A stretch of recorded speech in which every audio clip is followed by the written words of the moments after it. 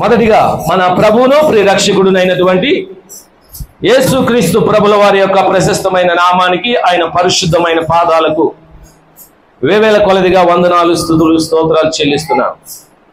దేవుడు ప్రేమించి మన సంఘానికి ఇచ్చిన సంఘ పెద్దలకు ప్రత్యేకమైన వందనాలు తెలియజేస్తున్నాను.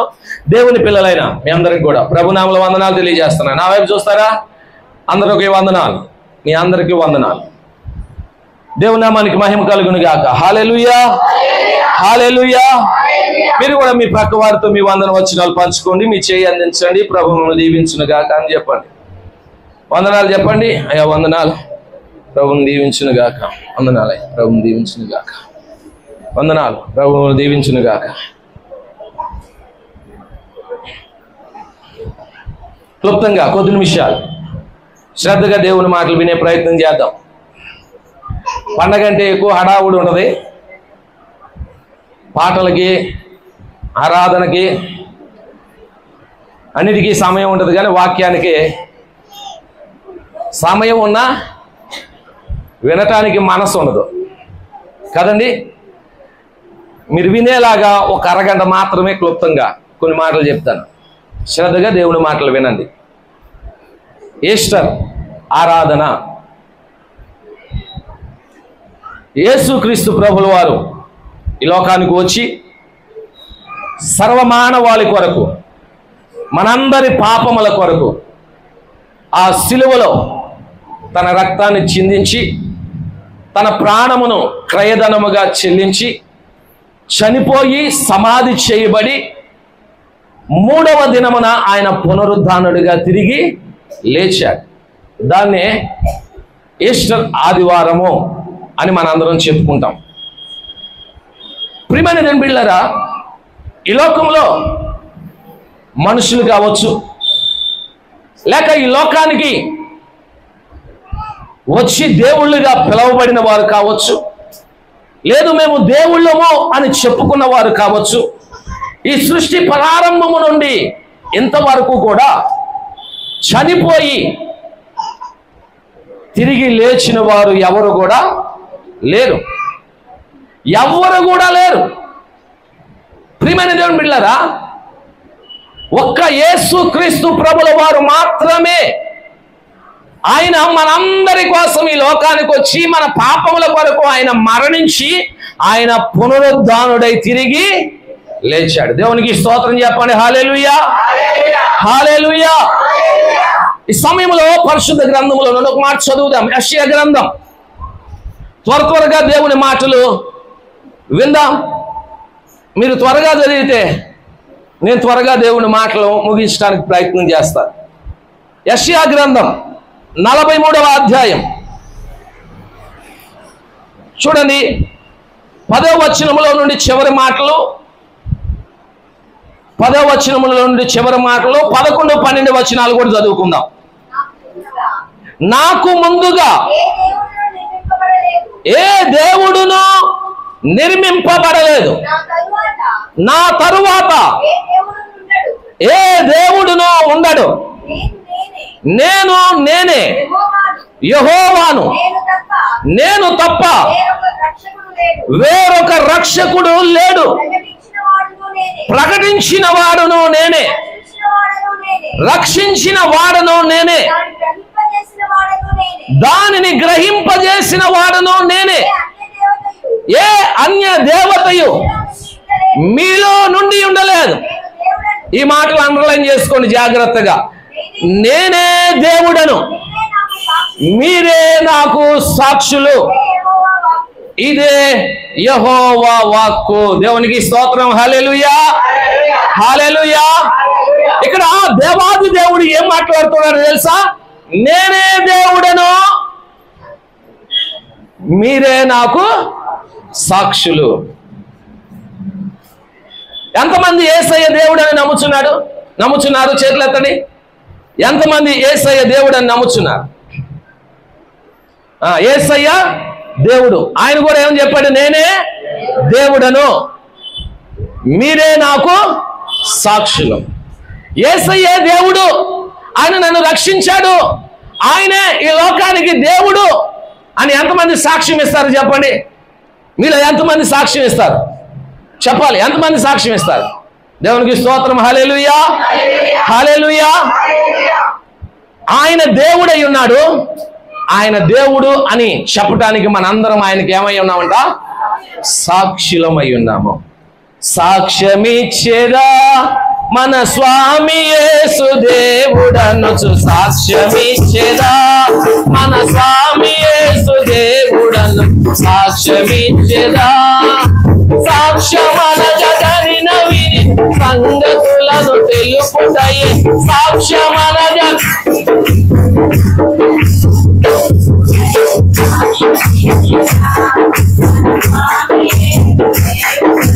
సాక్ష్యమిచ్చేదా మన స్వామి యేసు దేవుడనుచు. హల్లెలూయా, హల్లెలూయా. ప్రియమైన దేవుని బిడ్డలారా, ఈ మధ్యాహ్న కాల సమయంలో యేసుక్రీస్తు ప్రభుల వారు ఆయన సిలువ వేయబడ్డారు. ఆయన తన చివరి రక్తం బొట్టు వరకు మన కొరకు కార్చారు. ఆయన మరణించాడు. ఆ తర్వాత అరిమత యోసేపు పిలాతు దగ్గరికి వెళ్ళి యేసు దేహాన్ని నాకు ఇవ్వమని అడిగి ఆ సిలువ మీద నుంచి యేసయ్య దేహాన్ని దించి తన కొరకు తొలిపించుకున్న సమాధిలో యేసయ్య దేహాన్ని ఏం చేశాడు? ఉంచాడు. మూడవ దినమున యేసుక్రీస్తు ప్రభుల వారు మరణమును గెలిచి ఆయన లేచాడు. సమాధిని గెలిచి ఆయన లేచాడు, పునరుద్ధానుడయ్యాడు. ప్రియమైన దేవుని బిడ్డలారా, ఆయన పునరుద్ధానుడైన తర్వాత అనేక మందికి ఆయన కనబడ్డాడు. 40 దినములు అనేకులకు తనను తాను కనపరుచుకున్నాడు. ప్రాముఖ్యంగా తాను ఏర్పరచుకున్న అపోస్తలులందరికీ కూడా ఆయన కనబడ్డాడు. 40 దినముల తర్వాత ఆయన ఒలివ కొండల మీద నుండి ఆరోహణమై ఆయన ఈ లోకం నుండి వెళ్ళిపోయాడు. ప్రియమైన దేవుని బిడ్డలారా, నేనే దేవుడను, దానికి మీరే సాక్షులు అని ప్రభు చెప్పినట్టుగా యేసుక్రీస్తు ప్రభుల వారు ఆయన పునరుద్ధరణై తిరిగి వెళ్ళిన తర్వాత అనేక మంది ఆయనను గురించి సాక్ష్యం ఇస్తూ సువార్తను ఏం చేశారంటని ఈ లోకానికి ప్రకటించారు. ఈ ఈస్టర్ ఆరాధనలో చాలా పర్యాయాలు ఎన్నో వాక్యాలు మనం ఏం చేశాం? విన్నాం. ఎన్నో వాక్యాలు మనం వింటూ వచ్చాం. ఆయన మరణమును గెలిచిన దేవుడని ఇంకా ఎన్నో మాటలు. అయితే ఈరోజు ప్రత్యేకంగా మనం తెలుసుకోవలసినటువంటి విషయాలు, యేసయ్య పునరుద్ధానుడే, యేసయ్య మరణమును గెలిచిన దేవుడే, యేసయ్య మృత్యుంజయుడే, యేసయ్య నిరంతరము జీవించుచున్న దేవుడే. ఆనాడు అపోస్తలులు సాక్ష్యం ఇచ్చారు, ఆనాడు అనేక మంది వ్యక్తులు సాక్ష్యం ఇచ్చారు. ఈనాడు చూడకపోయినా ప్రియమైన దేవుని బిడ్డలారా, ఆయనను గురించి విని నమ్మి విశ్వసించి ఆయన రక్తంలో కడగబడి ఇదిగో మారు మనసు పొంది సంఘములో చేర్చబడిన మనము కూడా ఈరోజు యేసుక్రీస్తు ప్రభువు వారికి సాక్షులమై ఉన్నాం. ఈ సాక్ష్యానికి లోకానికి ప్రకటించవలసిన వారమై ఉన్నాం. దేవునికి స్తోత్రం. హల్లెలూయా, హల్లెలూయా. ఒక మాట చెప్తాను మీ అందరికీ. గత కొన్ని నెలల క్రితం జరిగిన సంగతి, వార్తల్లో బాగా నిలిచిన సంగతి. నాసా పరిశోధకులు అంతరిక్షంలోనికి కొందరు వ్యక్తులను పంపించారు. వారిలో సునీత విలియమ్స్, విష్ విల్మోర్ అనే 2 వ్యక్తులు ఉన్నారు. 8 రోజుల పరిశోధన కొరకు వారిని అంతరిక్షంలోనికి పంపిస్తే 9 నెలలు అంతరిక్షంలోనే ఉండిపోవాల్సి వచ్చింది. ఎన్ని నెలలో? 9 నెలలు. కిందకు వస్తారో లేదో తెలియదు, ఎప్పుడు ఏం జరుగుతుందో తెలియదు. ఆ అంతరిక్షములో వారికి ఇవ్వబడిన ఆ పరికరం ఏదైతే ఉన్నదో దానిలో వారు గాల్లోనే ఏం చేస్తూ ఉంటారు? తేలి ఆడుతూ ఉంటారు. ప్రియమైన బిడ్డలారా, మనము ఈ భూమి మీద నుండి పైకి వెళ్ళే కొలది ఏమవుతామంటండి? గాల్లోనే మనము ఉండిపోవాల్సి వస్తుంది. అలాగే వారు చెప్పిన సంగతి ఏంటంటే, శ్వాస బాగా ఆడదు. పైకి వెళ్ళే కొలది శ్వాస బాగా ఆడదు. ప్రియమైన బిడ్డలారా, అయితే వారు 9 నెలల కాలంలో మనం కిందకి వెళ్తామా లేదా, ఏం జరిగిద్ది, మన పని అయిపోయినట్టే, చచ్చిపోతామేమో అని ఇలాంటి టెన్షన్లు ఏమీ కూడా పెట్టుకోలేదు. వెళ్ళిన వారందరూ కూడా యేసు ప్రభువుని నమ్మిన వారే, యేసు ప్రభువుని విశ్వసించినటువంటి వారే. మీరు చూసే ఉంటారు, క్రిస్మస్ టైంలో అంతరిక్షంలో వారు ఏం చేశారంట, క్రిస్మస్ చేశారు. ప్రియమైన దేవుని బిడ్డలారా, ఈ సమయంలో ఒక మాట చెప్పాలనుకుంటున్నాను. భయపడాల్సిన పరిస్థితుల్లో వారు ఏం చేయలేదంట, భయపడలేదు. దానికి కారణం ఏమో తెలుసా? దానికి కారణం ఎవరు? దేవుడు, యేసు ప్రభు. ఇంతకు మించి కారణం ఏమి లేదు. ఒక గదిలో మనల్ని బంధించి తాళం వేస్తే భయం కలిగిద్దా లేదా? చెప్పాలి, భయం కలిగిద్దా లేదా? ఎంత భయపడిపోతామో. ఒక చీకటి గదిలో ఉంటే, లేదా ఒక గుహలో ఏడని ఇరుక్కుపోతే, లేకపోతే బయటికి రాలేని పరిస్థితి ఉంటే, ప్రియమైన దేవుని బిడ్డలారా, ఎంత భయం. అయితే వీరు 9 నెలలు అక్కడే ఉన్నారు. వారికి ఎంత భయం ఉండాలి? అసలు కిందకి వెళ్తామో లేదో తెలియని పరిస్థితుల్లో చక్కగా వారు 9 నెలలో ఇంకా అనేకమైన పరిశోధనలు చేశారంట. చేయటమే కాదు, అవిష్ విల్మోర్ అనే ఆయన అక్కడున్న వారందరికంటే ఇంకా దైవభక్తి కలిగిన వాడు, ఎల్లప్పుడూ దేవునికి ప్రార్థన చేసేవాడంట. అక్కడ ఉండి, మీకు తెలియని విషయం ఏంటో తెలుసా? తనతో పాటు ఆయన బైబిల్ తీసుకెళ్ళాడు. ప్రియమైన దేవుని బిడ్డలారా, అక్కడ దేవునికి ప్రార్థన చేశాడు. అక్కడ నుండే ప్రతి ఆదివారము అమెరికాలో ఉన్న ఆయన వెళ్ళే సంఘ ఆరాధనలో లైవ్ చూసేవాడు. దేవునికి స్తోత్రం చెప్పండి. హల్లెలూయా, హల్లెలూయా. నేను అంటాను, ఇన్ని టెన్షన్స్ మధ్యలో ఆదివారం ఆరాధనలో ఎలా పాల్గొన్నాడు, లైవ్లో ఎలా దేవుని వాక్యాన్ని విన్నాడు, ఎలా దేవుణ్ణి ఆరాధించాడు. ప్రియమైన దేవుని బిడ్డలారా, ఎంత విశ్వాసము, ఎంత భక్తి. ఏమండి, తిరిగి వస్తామో రామో తెలియని లోకానికి వెళ్ళి, ఎక్కడో అంతరిక్షంలోకి వెళ్ళి అక్కడికి చిక్కుకుపోయి ఏం జరుగుతుందో, ఏమైపోతుందో, కింద నా కుటుంబం ఏమైంది, నా ఫ్యామిలీ ఏమైంది, ఇలాంటి పరిస్థితులన్నింటినీ విడిచిపెట్టి ఇదిగో ఈ లోకంలో ఉన్నప్పుడు ఎలాగో సహజంగా ప్రతి ఆదివారం ఆరాధనలో పాల్పంపులు పొందేవాడు, వాక్యాన్ని చదివేవాడు, ప్రార్థన చేసేవాడు. ప్రియమైన దేవుని బిడ్డలారా, అక్కడ ఆ అంతరిక్షంలో కూడా ఆయన ఏం చేస్తాడో తెలుసా? ప్రార్థన చేస్తూ, వాక్యాన్ని చదువుతూ, ప్రతి ఆదివారం ఆ సంఘ ఆరాధనలో ఆవిడ లైవ్ లో ఆ వాక్యాన్ని వింటూ ఆరాధనలో పాల్పంపులు పొందాడంట. ఈ మాట నేను చదివినప్పుడు చాలా ఆశ్చర్యపోయాను. దేవునికి స్తోత్రం, హల్లెలూయా. నిజంగా దేవుని పునరుద్ధానపు శక్తిని ఎరిగిన వాడే ఆయనను ఈ రీతిగా ఏం చేయగలుగుతాడు? ఆరాధించగలుగుతాడు.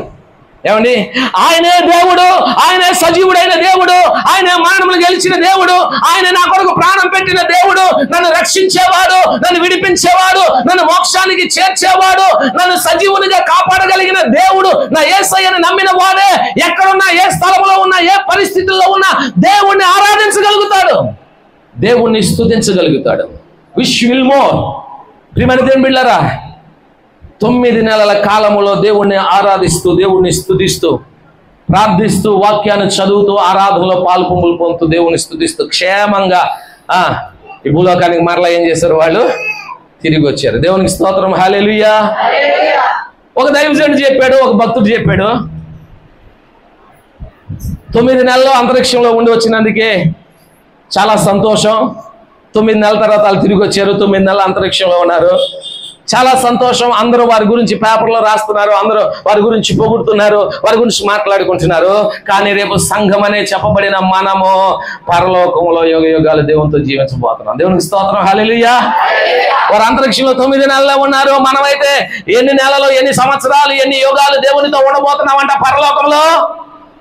యుగ యుగాలు. మధ్యాకాశంలో పెండ్లి విందులో ఎన్ని సంవత్సరాలు ఉండబోతున్నాం? చెప్పాలి. ఎన్ని సంవత్సరాలు?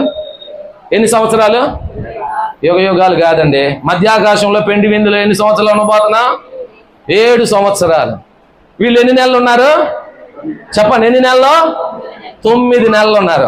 ఇది 9 నెలల అంతరిక్షం అనుకుంటే ఇది మధ్యాకాశం అనుకుందాం. మీరు వెళ్ళింది కూడా అంతరిక్షము. ప్రియమైన దేవుని బిడ్డలారా, వారు 9 నెలలే ఉన్నారు. మనం ఎన్ని సంవత్సరాలు ఉండబోతున్నా?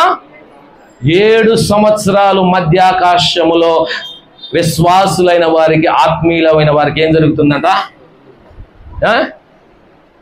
అర్థం కాలేదు మీకు? ఇంకా ఏడేండ్లు పరిశుద్ధులకు విందవబోతుంది.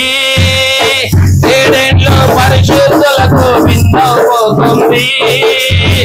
ఏడేండ్లలో కంపీలకు శ్రమ రాబోతుంది.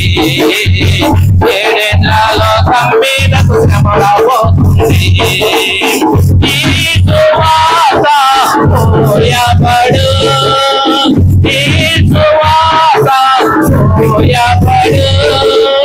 భాగ్యమే కరువగును, భాగ్యమే కరువగును.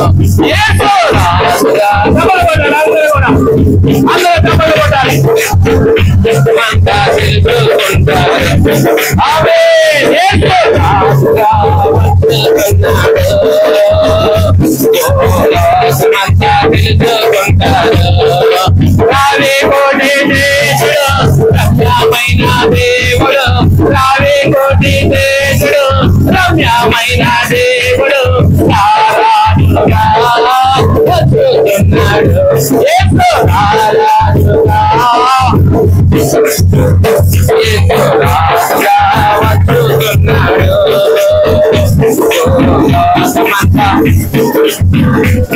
హల్లెలూయా, హల్లెలూయా. నిద్రపోయేవారు కూడా చెప్దాం హల్లెలూయా. నిద్రపోయేవారు కూడా చెప్దాం హల్లెలూయా. నిద్రపోయేవారు కూడా చెప్దాం హల్లెలూయా.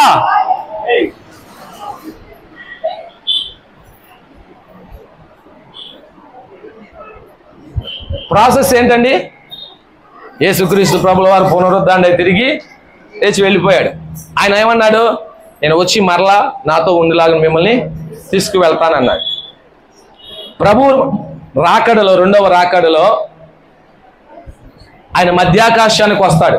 ఆర్భాటముతోనూ, ప్రధాన దూత శబ్దముతోనూ, బోరా ధ్వనితోనూ ఆయన పరలోకము నుండి మధ్యాకాశానికి ఏమవుతాడండి?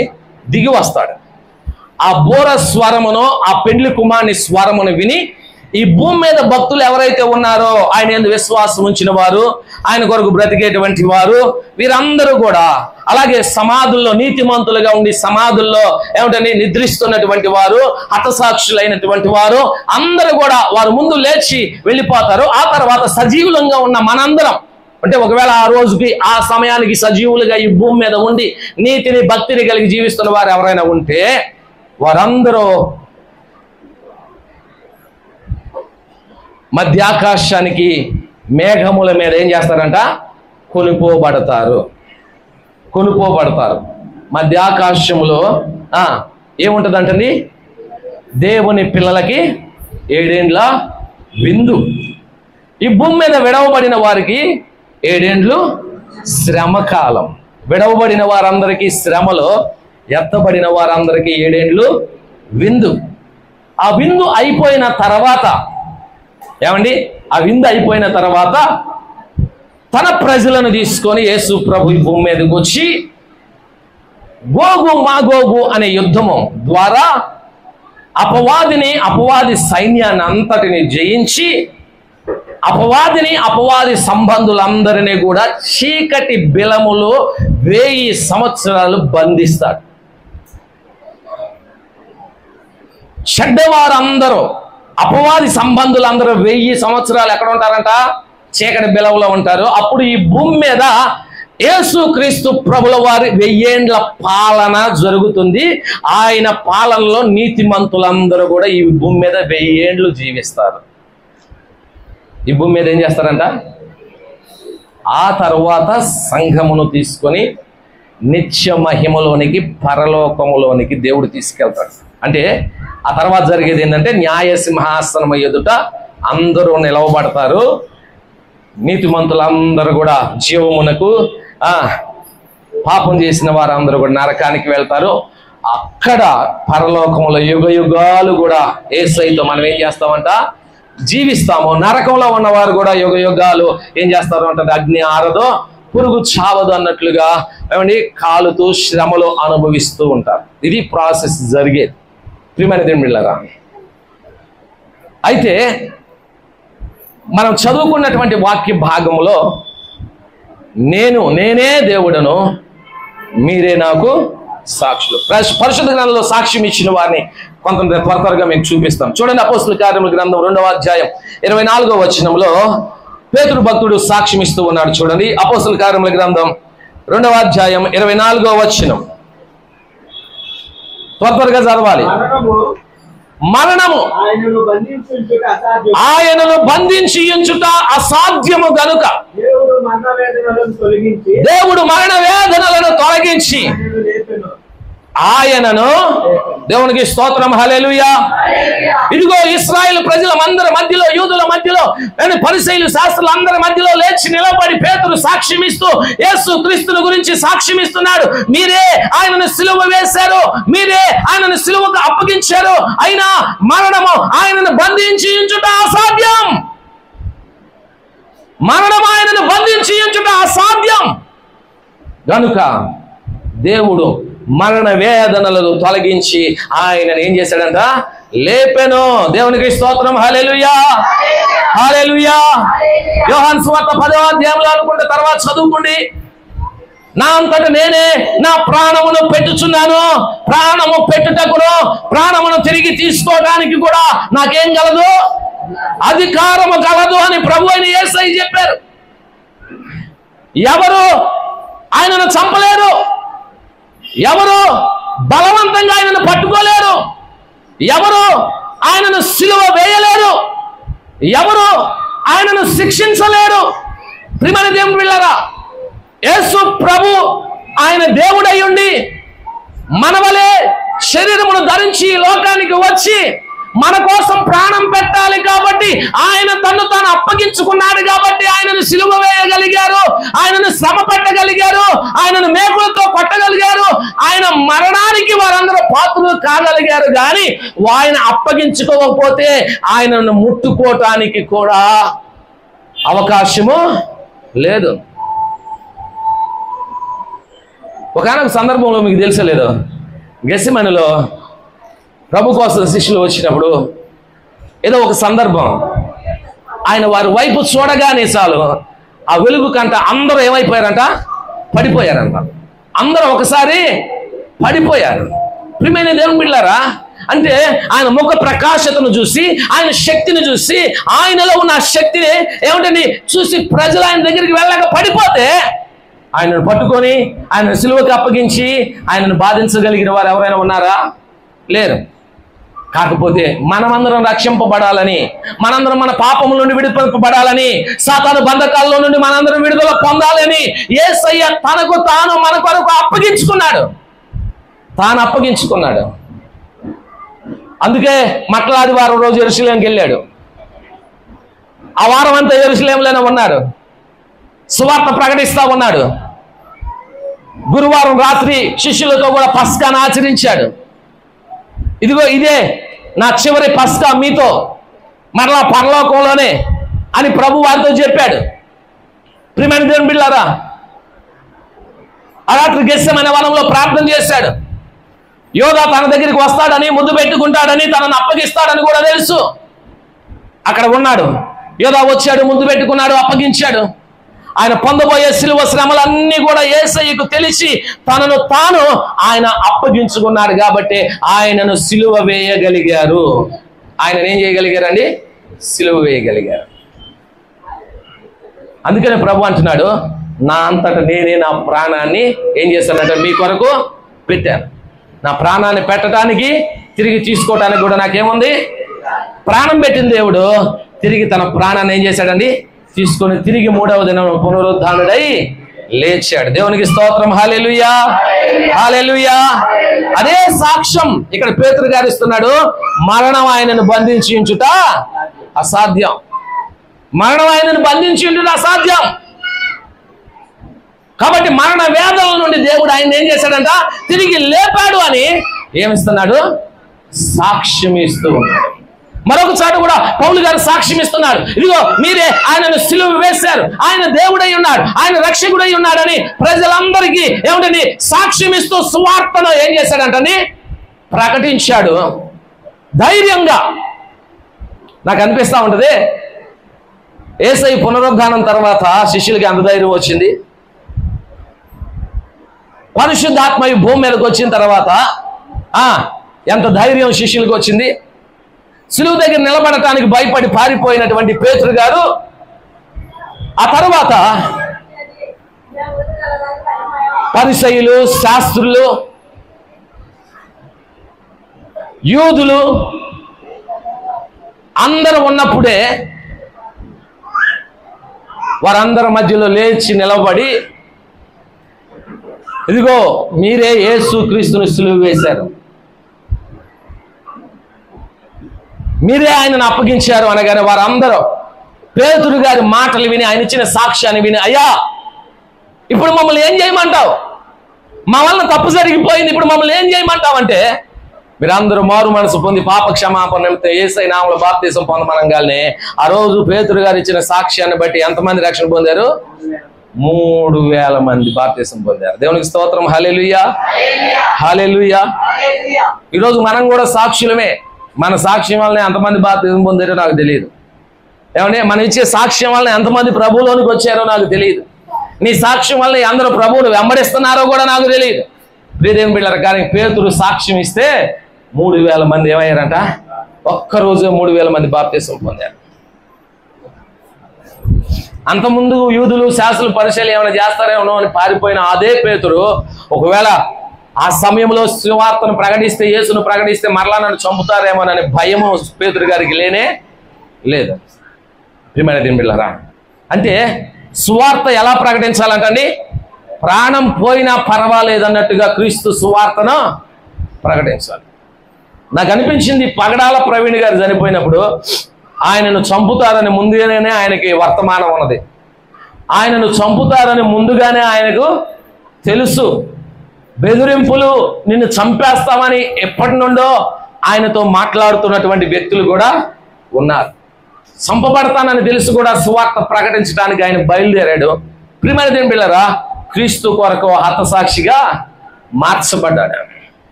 ఆయన సాక్ష్యాన్ని, ఆయన ఆత్మీయతను వక్రించే ప్రయత్నమో చాలా మంది వ్యక్తులు, ఒకవేళ ప్రభుత్వాల వారు చేస్తూ ఉండొచ్చేమో, కానీ ఆయన త్రాగాడని లేకపోతే రకరకాలుగా మాట్లాడుతున్నారు.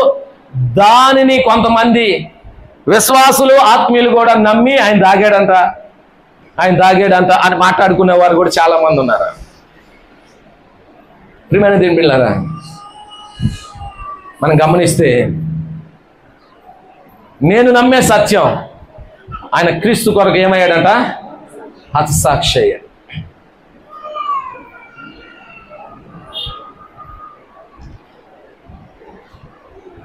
ఒక మాట చెప్తాను, ఈ విషయం చెప్తే చాలు ప్రవీణ్ గారు నిజంగా ఎలాంటి వారు అనేది మనకు అర్థం అవుతుంది. ఆయన నిజంగా దేవుని బిడ్డని నమ్మటానికి. ఎందుకంటే చనిపోక ముందు పెద్దగా ఆయన ఎవరికి తెలియదు. ఏమండి, ఆయన వర్తమానాలు మీరు ఎప్పుడైనా విన్నారో లేదో, డిబేట్లు ఎప్పుడైనా చూసారో లేదో తెలియదు. నేను చూశాను.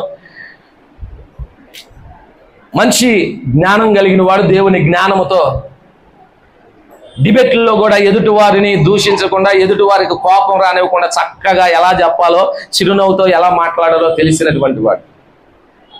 కొంతమంది ఈ తరం అంబేద్కర్ అని ఇలా రకరకాల పేర్లు పెట్టేస్తున్నారు ఆయనకి, అది వేరే విషయం.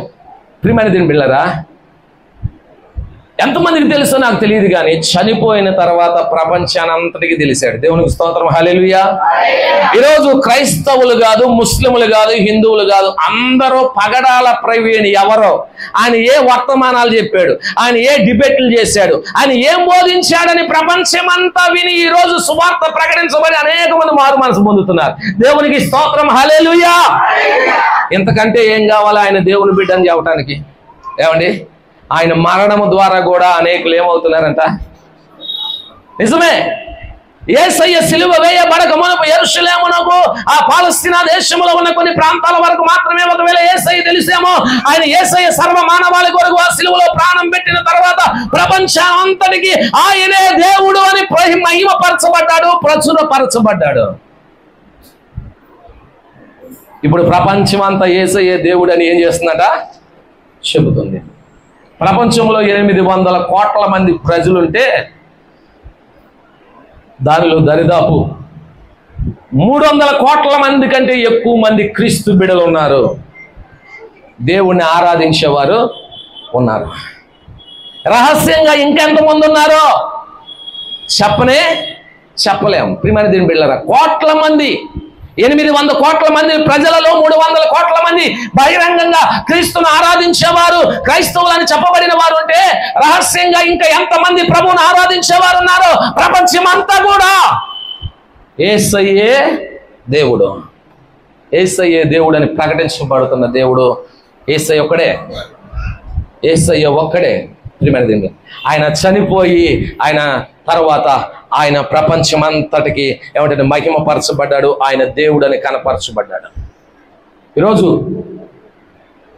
పగడాల ప్రవీణ్ గారి మరణం ద్వారా కూడా దేవుని సువార్త ప్రపంచమంతటికి ఏమవుతుందంటండి, ప్రకటించబడుతుంది. పేతురు గారు దేవుని గురించి సాక్ష్యం వస్తే 3000 మంది బాప్తిసం పొందారు.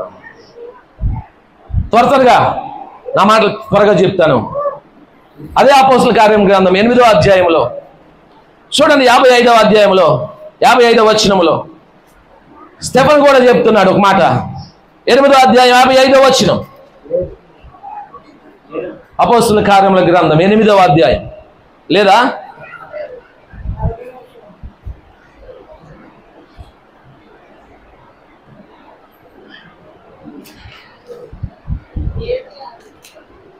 చూడండి 7:55. అయితే అతడు పరిశుద్ధాత్మతో నిండుకొనిన వాడే ఆకాశం వైపు తేరు చూసి దేవుని మహిమను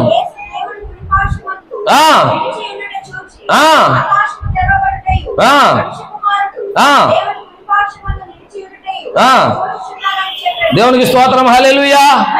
ప్రియమైన దేవుని బిడ్డలారా, స్టెఫెన్ ఏమైనా సాక్ష్యం ఇస్తున్నాడు ఇక్కడ? యేసుని నేను చూస్తున్నాను. ఎవరిని చూస్తున్నాను? యేసుని నేను చూస్తున్నాను. ఇదే సాక్ష్యం. ప్రియమైన దేవుని బిడ్డలారా, స్టెఫెను తాను చనిపోయే ముందు అక్కడున్న సమాజానికి, అక్కడున్న ప్రజలందరికీ ఇస్తున్నటువంటి మెసేజ్ ఏంటయ్యా అంటే, ఆకాశము తెరవబడతాయో, ఇదిగో యేసు ప్రభువుని నేను చూస్తున్నాను అని అక్కడున్న వారందరికీ కూడా ఏం చేస్తున్నాడు? సాక్ష్యం ఇస్తున్నాడు. అంటే క్రీస్తు అప్పటికి సిలువ వేయబడి చనిపోయి ఆయన పునరుద్ధానుడై లేచాడు. పునరుద్ధానుడైన క్రీస్తును ప్రజలకు ఏం చేస్తున్నాడండి? ఆయన ప్రకటిస్తా ఉన్నాడు. పౌలు ఏమన్నాడు? మేము పునరుద్ధానుడైన క్రీస్తును ప్రకటిస్తున్నాం. యూదులు పరిశీలి శాస్త్రులు అనుకున్నారు యేసును సిలువ వేశాం, అయిపోయింది, ఆయన చరిత్ర ముగించబడింది అనుకున్నారు. కానీ ఆ తర్వాత అపోస్తలులందరూ లేచి యేసును గురించి ప్రకటిస్తున్నారు. యేసు క్రీస్తుని గురించిన సువార్త విస్తరిస్తా ఉంది. ప్రియమైన దేవుని బిడ్డలారా, విస్తరిస్తా ఉంది. ఆ క్రమంలోనే అనేక మంది క్రీస్తుని గురించి బోధిస్తున్నారు. పేతురు బోధించాడు. ఆ తర్వాత స్టెఫెను ఏం చేస్తున్నాడు? నేను యేసును చూస్తున్నానని సాక్ష్యం ఇచ్చాడు. ప్రియమైన దేవుని బిడ్డలారా, ఆ సాక్ష్యం ద్వారా ఆ తర్వాత తరములో, ఆ తర్వాత దినముల్లో సౌలు అనేవాడు ఏమయ్యాడంటండి? రక్షణ పొందాడు. సౌలు అనేవాడు రక్షణ పొందాడు.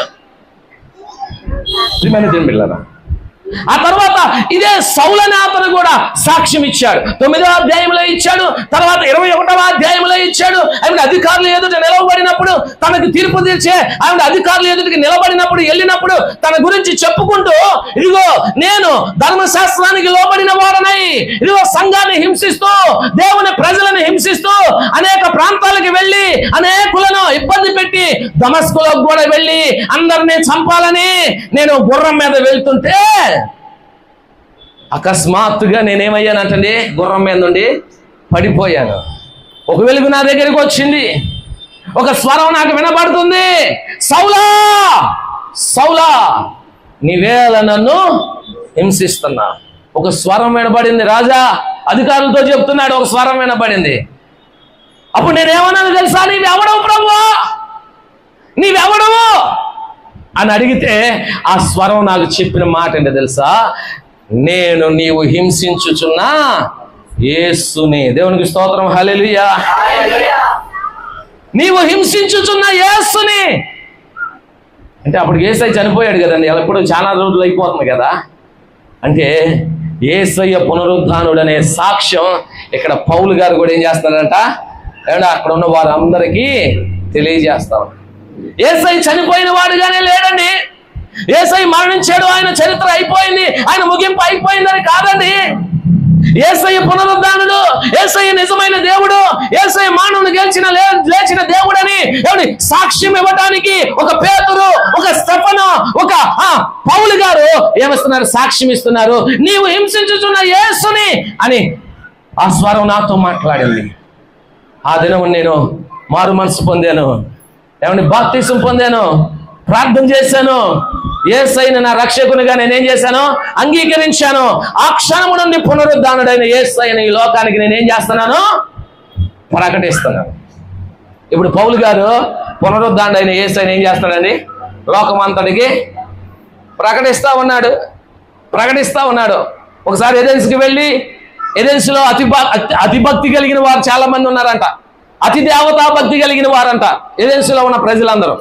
వారందరూ దేవతలకు రాళ్లు పెట్టి ఒక్కొక్క దేవత రాయి మీద ఒక్కొక్క దేవత పేరు రాస్తూ వెళ్ళారంట. చాలా దేవతల పేర్లు రాశారంట. ఒక రాయి ఒట్టిగా వదిలేశారు. ఆ రాయి మీద ఎవరు రాశారు? మీరు ఎవరికైనా తెలుసా? తెలియబడని దేవునికి అని రాశారు. ఆ మాట చూసి పౌలు గారు, ఏ తెలియబడిన దేవుడికి అని ఆ రాయి మీద మీరు రాశారో, మీకు తెలియని ఆ దేవుడిని నేను పరిచయం చేస్తానని యేసుక్రీస్తు వారి గురించి సువార్త చెప్పి ఎథెన్స్ పట్టణంలో రెవల్యూషన్ తీసుకొచ్చాడు.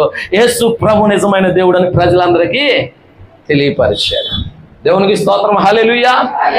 ప్రియమైన బిడ్డలారా, ఇలా చెప్పుకుంటూ పోతే చాలా విషయాలు ఉన్నాయి. నా మాటలు త్వరగా ముగిస్తాను. ప్రకటన గ్రంథం 1వ అధ్యాయం 18వ వచనంలో యోహాను కూడా చెప్తున్నాడు. పద్మాసు దీపంలో ఉన్నాడు. ప్రభు దినమందు ఆత్మ వలన పరవశుడై ఉన్నప్పుడు దేవుడు అతనితో మాట్లాడుతూ ఉన్నాడు. దేవుడు అతనితో మాట్లాడుతున్నప్పుడు దేవుడిని పౌలు యోహాను చూస్తా ఉన్నాడు. ప్రియమైన దేవుని బిడ్డలారా, అక్కడ రాయబడిన విషయాలు చూడండి. ప్రకటన గ్రంథం 1:18లో దేవుడు యోహానుకు చెబుతున్నాడు, నేను మొదటి వాడును, కడపటి వాడును, జీవించు వాడును, మృతుడనైతిని గాని ఇదిగో యుగ యుగములకు సజీవుడనై ఉన్నాను. దేవునికి స్తోత్రం, హల్లెలూయా. యోహాను చూస్తూ ఉన్నప్పుడు సింహాసనం వేయబడింది. ఆ సింహాసనం మీద ప్రభు కూర్చొని ఉన్నాడు. ఆయన శిరస్సు నుండి సిరిపాదం వరకు కూడా ఆయన వస్త్రములు తెల్లగా ఉన్నాయి, ధవళం వలె మెరిసిపోతా ఉన్నాడు. ఆయన కనులు అగ్నిగుండముల వలె ఉన్నాయి, ఆయన పాదములు అపరంజి వలె ఉన్నాయి, ఆయన స్వరం విస్తార జల ప్రవాహంలో కంఠధ్వని వలె ఉన్నది. ఆయన మాట్లాడుతుంటే చచ్చిన వారి వలె ఆయన పాదాల మీద యోహాను పట్టాడంట. మరలా దేవుడు అతన్ని లేపి, ఇదిగో 7 సంఘములకు ఈ మాటలు రాయి, నేనే మొదటి వాడును, నేనే కడపటి వాడును, నేనే జీవించు వాడును, మృతుడనైతిని గాని యుగ యుగములు సజీవుడనై ఉన్నా దేవుడనని చెప్తే 7 సంఘాలకి పత్రికలు రాస్తూ సజీవుడైన యేసయ్యని గురించి యోహాను సాక్ష్యం ఇచ్చాడు. దేవునికి స్తోత్రం, హల్లెలూయా. ప్రియమైన దేవుని బిడ్డలారా, అనేకులకు యోహాను సాక్ష్యం ఇచ్చాడు. ఎవరో చెప్పారు, గుడ్ ఫ్రైడే ఆరాధనలో యోహాను ప్రస్తావన తీసుకొచ్చారు. వృద్ధాప్యం వరకు బ్రతికిన వాడు యోహాన్. అతడు హతసాక్షి అవ్వలేదు. అపోస్తులలో మిగిలిన వారందరూ హతసాక్షులు అయ్యారు, కానీ ఒక్క యోహాను మాత్రమే వృద్ధాప్యం వరకు బ్రతికాడు. అయితే యోహాను కూడా చంపాలని పద్మాసు దీపంలో ఒంటరిగా వదిలేశారు. ఎవరు మనుషులు లేని స్థలంలో వదిలేశారు. నూనెలో అతన్ని పడవేసి కాల్చారంట, అయినా చనిపోలేదు. ఆ తర్వాత తీసుకెళ్లి ఒంటరిగా అసలు మనుషులు అనేదే లేని పద్మాసు దీపంలో పడేస్తే ఆ ఒంటరితనంలో ప్రభుతో ఏం చేస్తా ఉన్నాడంట? మాట్లాడుతూ ఉన్నాడు యోహాను. నాకు అర్థం కాని విషయం, ఎలా రోజులు లెక్క పెట్టుకుంటూ ప్రభు దినం ఏదని ఆయన ఎంచుకున్నాడు. ఆ ప్రభు దినమున అతడు ప్రార్థిస్తూ ఉండగా, స్తుతిస్తూ ఉండగా ఆమె ఆత్మవశుడైపోయాడంట. ఆ రోజు పద్మాసు దీపంలోనే ఆత్మవశుడైపోయి దేవుని దర్శనమును చూసి, ప్రభువును చూస్తూ, ప్రభు చెప్పిన మాటలన్నీ సంఘాలకు ఏం చేశాడంట? రాశాడు. ఆయన ఏం చెప్పాడు తెలుసా? యేసయ్య సజీవుడైన దేవుడని సాక్ష్యం ఇచ్చాడు. ప్రైజ్ ది లార్డ్, హల్లెలూయా. నా మాటలు ముగిస్తాను ఒక మాట చెప్పి. యోహాను పత్రిక మొదటి అధ్యాయం 1వ వచనం చదవండి. యోహాను రాసిన జీవవాక్యమును గూర్చినది, ఆది నుండి ఏది ఉండెనో, మేమేది వింటిమో, కనులారా ఏది చూచితిమో, ఏది నిరానించి కనుగొంటిమో, మా చేతులు దేనిని తాకి చూచెనో దానిని మీకు తెలియజేయుచున్నాము. ఆ జీవము ప్రత్యక్షమాయెను.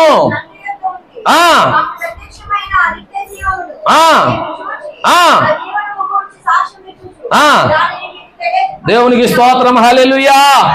ఇక్కడ అందరూ కలిపి చెబుతున్నట్టుగా యోహాను అపోస్తలులందరినీ కలిపి చెబుతూ ఈ మాటలు చెప్తున్నాడు.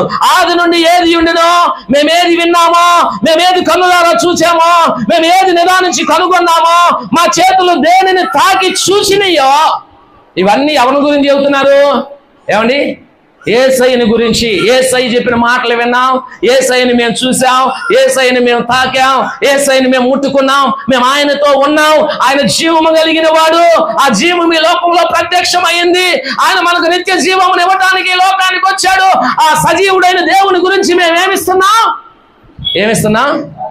సాక్ష్యం ఇస్తా ఉన్నాం.